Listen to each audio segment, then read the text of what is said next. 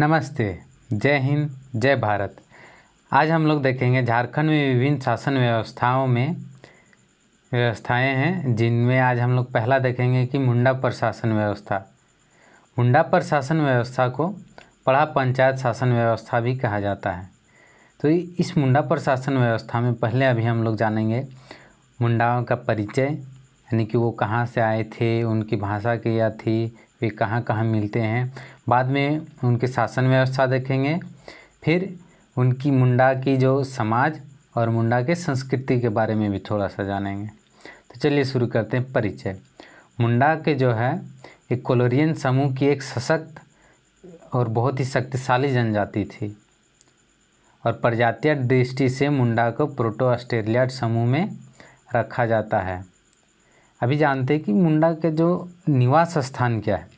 तो निवास स्थान के बारे में इतिहासकारों का दो मत है। एक मत के अनुसार कहा जाता है कि ये तिब्बत के निवासी थे और दूसरे मत के अनुसार कहा जाता है कि ये भारत का दक्षिण पश्चिमी भाग से मध्य प्रदेश में आए और बाद में ये मध्य प्रदेश से झारखंड में प्रवेश कर गए। और एक मत के अनुसार माना जाता है कि भारत के दक्षिणी पूर्वी भाग से मुंडा झारखंड में प्रवेश किए और झारखंड में पहले से रह रहे असुर जनजाति को पराजित करके झारखंड में अपना वर्चस्व यानी कि आधिपत्य स्थापित किया और यहाँ पे राज करने लगे। मुंडा की भाषा मुंडारी कहा जाता है और मुंडा अपनी भाषा मुंडारी को होडोजगर भी बोलते हैं। और यह जो भाषा मुंडारी है ऑस्ट्रो एशियाटिक भाषा परिवार के अंतर्गत आती है। देखिए, मुंडा जनजाति प्रोटो ऑस्ट्रेलियाड समूह के अंतर्गत आती है और मुंडारी जो कि मुंडा का भाषा है मुंडारी ऑस्ट्रो एशियाटिक भाषा परिवार के अंतर्गत आती है। अभी झारखंड में किन किन जिलों में मुंडा मुख्य रूप से पाया जाता है? तो मुख्य रूप से रांची, खूंटी, हजारीबाग, गुमला, सिमडेगा, गिरिडीह, सिंहभूम तथा संताल परगना क्षेत्र में जो है मुंडा झारखंड में प्रमुख रूप से पाए जाते हैं। चलिए अब देखते हैं कुछ महत्वपूर्ण शब्दों के बारे में, जो कि इन महत्वपूर्ण शब्दों से हम लोग को मुंडा जनजाति की शासन व्यवस्था को और समाज को जानने में थोड़े आसानी होगा। तीन महत्वपूर्ण शब्द है शासनदिरी। तो शासनदिरी का मतलब है पत्थर के सील, यानी कि बड़े बड़े पत्थर हैं जिसको समाधि स्थल में रखा जाता है, इन पत्थर के सीलों को। एक शब्द है गीतियोड़ा। गीतियोड़ा का मतलब होता है कि युवा गृह। युवा गृह, प्रत्येक गांव में एक युवा गृह होता है। युवा से ही पता चल रहा है कि युवा यानी कि जो युवक लोग होते हैं उनके लिए एक युवा गृह प्रत्येक गांव में होता है, जिसको गीतियोड़ा बोला जाता है। खुटकट्टी। खुटकट्टी मुंडा जो खेत बनाते हैं अब उसको खुटकट्टी कहा जाता है और जो खेत बनाने वाला होता है उसको खुटकट्टीदार कहते हैं। और मुंडा जब अपने गांव बसाता है तो उसको खुटकट्टी गांव कहा जाता है। देखिए, खुटकट्टी यानी कि मुंडा द्वारा बनाया गया खेत, खुटकट्टीदार यानी कि खेत बनाने वाला, और खुटकट्टी गांव मुंडा द्वारा बसाए गए गांव को खुटकट्टी का गांव बोला जाता है। और खूंट, इसका तात्पर्य एक परिवार से होता है, यानी कि परिवार का मालिक या फिर परिवार। तो मुंडा के शासन व्यवस्था के बारे में जानते हैं। मुंडा की शासन व्यवस्था में एक ग्राम पंचायत होता है और उस ग्राम पंचायत का प्रमुख मुंडा होता है। ग्राम पंचायत के मुखिया को मुंडा कहा जाता है। और एक पट्टी होते हैं। ग्राम पंचायत के बाद पट्टी, जो कि पट्टी का प्रमुख मानकी को माना जाता है।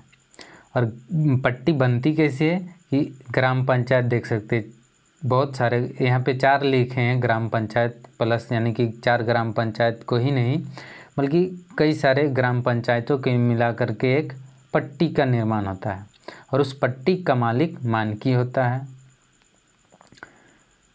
अब यहाँ पे जाते हैं, एक होता है पढ़ा। और पढ़ा का जो मुखिया होता है, प्रमुख होता है, उसको पढ़ा राजा कहा जाता है। और ये पढ़ा बनता कैसे है? पढ़ा बनता है कई पट्टियों के मिलने से। जिस तरह से बहुत सारे ग्राम पंचायत, देखिए ग्राम पंचायत मिलकर के एक पट्टी का निर्माण हुआ, उसी तरह से कई पट्टियाँ मिलकर के एक पढ़ा बना है। और उस पढ़ा के जो मालिक है, उसका जो राजा है, उसको पढ़ा राजा कहा जाता है, यानी कि पढ़ा के प्रमुख को पढ़ा राजा कहा जाता है। और ये पढ़ा राजा का 5 सहायक होता है, सहायक काम करने वाला, जिसको दीवान, ठाकुर, पांडे, कर्ता तथा लाल। इसको शॉर्टकट में याद करने के लिए दीवान का दी, अब देख सकते हैं इसको है दीपक लाठा। दी से दीवान, ठा से प से पांडे, क से कर्ता, ला से लाल और ठा से ठाकुर। ये जो है दीवान, ठाकुर, पांडे, कर्ता तथा लाल, ये राजा के 5 सहायक है। और ये जो पांचों के पद हैं वंशानुगत पद होते हैं, यानी कि इसका बेटे दीवान अगर कोई मर गया तो बाद में उसका बेटा जो है उस पद को हासिल कर लेगा। और ठाकुर उसी तरह से, पांडे, कर्ता और लाल, जब भी कोई मरेगा या मर जाता है या कार्य करने में अक्षम हो रहता है तो उसके बदले में उसका वारिस काम कर सकता है। आइए मुंडा प्रशासन व्यवस्था को एक डायग्राम की मदद से समझते हैं। डायग्राम कुछ ऐसा है।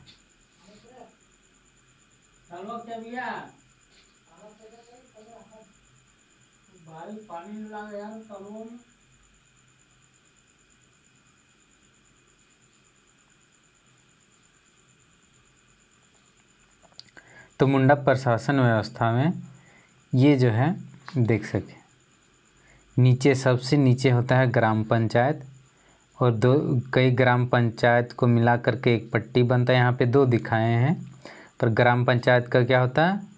मुखिया, प्रमुख मुंडा होता है, और ग्राम पंचायत से मिलकर के पट्टी बना है, और पट्टी का मालिक मानकी, प्रमुख, पट्टी का प्रमुख मानकी, और कई पट्टियाँ मिला करके पढ़ा बना है, और पढ़ा का प्रमुख को पढ़ा राजा कहा जाता है। तो यहाँ पे एक देखिए बहुत ही महत्वपूर्ण है, मनोनयन चुनाव द्वारा, यानी कि भारत की प्रथम गणतांत्रिक व्यवस्था का उदाहरण है। ये जो मुंडा प्रशासन व्यवस्था है, यह भारत की प्रथम गणतांत्रिक व्यवस्था का उदाहरण है। गणतांत्रिक यानी कि लोगों द्वारा चुना गया, और ये ऐसा इसलिए है क्योंकि ये जो पढ़ा राजा है, इसका मनोनयन चुनाव द्वारा होता है। ये पढ़ा राजा चुनाव के द्वारा बनाया जाता है।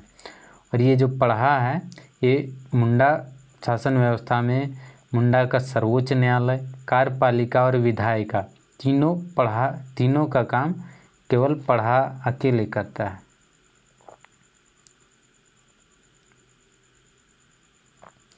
अब आगे हम लोग देखेंगे मुंडा की संस्कृति। तो देखिए मुंडा की संस्कृति, मुंडा संस्कृति में 3 विशेष स्थल होते हैं। इसको सरना, अखड़ा और शासन कहा जाता है। सरना ग्राम देवता का स्थान होता है, अखड़ा में ग्राम पंचायत की बैठक होता है और युवक युवतियाँ उसमें नृत्य करती हैं। शासन समाधि स्थल को कहा जाता है।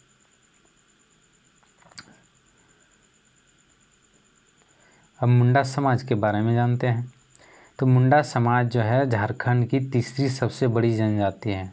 मुंडा जनजाति झारखंड की सबसे बड़ी जनजाति है। मुंडा का समाज पितृसत्तात्मक होता है, यानी कि पिता प्रमुख। मुंडा समाज का मूल आधार गोत्र होता है, और मुंडा समाज में गोत्र को बहुत ही पवित्र माना जाता है। और इसमें गोत्र 340 है। मुंडा समाज में गोत्र की संख्या 340 है। और ये जो गोत्रों के नाम होते हैं किससे जुड़े होते हैं? पशु, पक्षी और पेड़ पौधों के नाम आदि से जुड़े हुए होते हैं गोत्र। जैसे सांडील, होरो, नाग, कमल, केरकेट्टा, पूर्ति, हंस, तिड्डू, टुट्टी, डांग, बोदरा, ये सब जो है देखिए कमल, पौधे हैं, फूल है, हंस, पशु पक्षी, टूटी टांग, बोदरा, ये सब से जुड़ा होता है, यानी कि प्रकृति से इनका बहुत ही लगाव होता है। अब मुंडा समाज की पैसा यानी कि उनका जो काम कर रहे हैं वो क्या काम करते हैं, वो खेती करते थे। और किस तरह की खेती ना, हस्तांतरित खेती। और वो खेती में क्या उगाया करते थे, चावल, मक्का, महुआ, कंदमूल आदि उगाया करते थे। तो यहाँ पे मुंडा समाज, ये देखिए 12 हथिया। मुंडा समाज में स्त्रियों के, औरतों के पहनने के लिए एक साड़ी बनाया जाता था, इसको 12 हथिया कहा जाता था। और पुरुष, मुंडा समाज में पुरुष जो है धोती साधारण सी पहनते थे जिसको तोलन। देखिए महिलाएं जो साड़ी पहनती थी उसे 12 हथिया, और जो पुरुष धोती पहनते थे उसको तोलन कहा जाता था।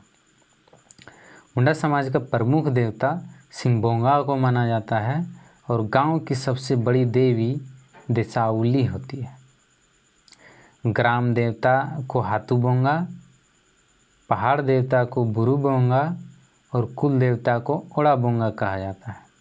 तो इसमें से देखिए सिंहबोंगा यानी कि प्रमुख देवता, गांव की सबसे बड़ी देवी देसाउली, ग्राम देवता हाथूबोंगा और पहाड़ देवता, इन चारों का पूजा पाहन के द्वारा किया जाता है। इन चारों का पूजा पाहन के द्वारा किया जाता है। और एक पाहन का एक सहायक होता है जिसे पुजारी या पनभरा कहते हैं। तो पुजारी यानी कि पूजा करने वाले जो पुजारी हैं उसको पाहन कहा जाता है, और पाहन का भी एक सहायक है जिसको पुजार या पनभरा कहा जाता है।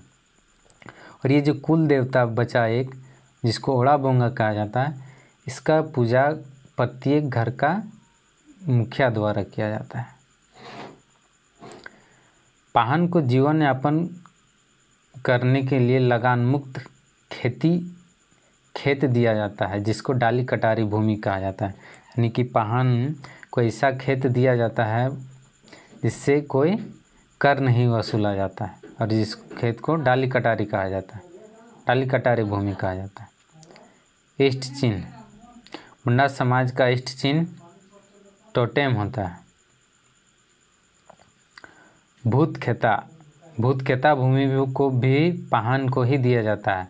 और भूतखेता भूमि पाहन को दी जाती है, और भूतखेता से भी जो भी आय अर्जित करता है पाहन, उससे वो क्या करता है, देवी देवताओं की पूजा का व्यवस्था चलाता है, पूजा करने का। तो देवी देवताओं को पूजा का जिम्मा पाहन के पास होता है, इसलिए पाहन को भूतखेता भूमि दिया जाता है जिससे वो आय, इनकम, पैसा कमा सके और देवी देवताओं की पूजा व्यवस्था करता है। प्रमुख त्यौहार है सरहुल, कर्मा। मुंडा समाज में सरहुल को बा भी कहा जाता है, कर्मा, सोहराय, माघे, फागु, नवाखानी, जितिया, अनोवा। इसमें से फागु किस लिए मनाया जाता है, सामूहिक शिकार का आयोजन। फागु त्यौहार में क्या होता है, सामूहिक शिकार का आयोजन किया जाता है।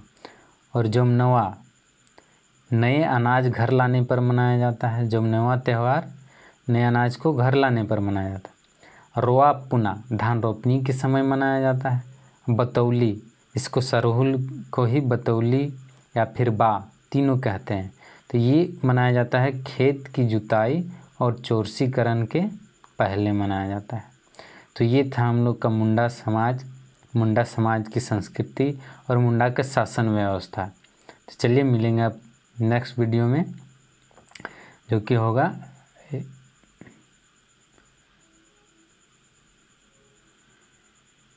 ठीक है। धन्यवाद।